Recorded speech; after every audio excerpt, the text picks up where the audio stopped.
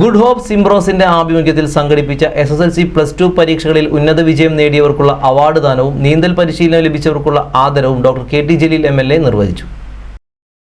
Ponnani coastal police Saseendran മേലയിൽ മുഖ്യപ്രഭാഷണം നടത്തി. അബ്ദുള്ള അമ്മായത്ത്, ഹംസ എടപ്പാൾ, സോമൻ കൊക്കൊള്ളിയിൽ, മൊയ്തീൻ കുട്ടി എന്നിവർ പങ്കെടുത്ത് സംസാരിച്ചു. LSS, USS, NMMS, SSLC +2 പരീക്ഷകളിലും മറ്റ് പരീക്ഷകളിലും ഉന്നത വിജയം നേടിയവർക്കുള്ള memento doctor KT Jaleel MLA വിതരണം ചെയ്തു.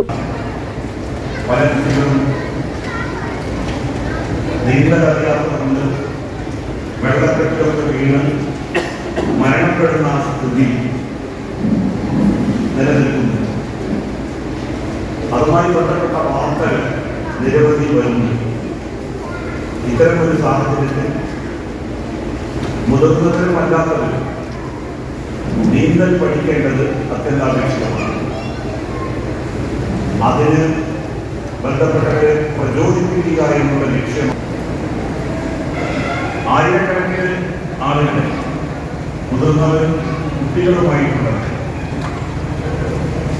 നീന്തൽ പഠിപ്പിക്കാൻ ഇതിനകം ഗുഡ് ഹോപ്പ് സിംബ്രോസിന് സാധിച്ചിട്ടുണ്ട്. നീന്തൽ അറിയാമെന്നുള്ളതിന് ഇവരൊരു സർട്ടിഫിക്കറ്റും വിതരണം ചെയ്യുന്നു.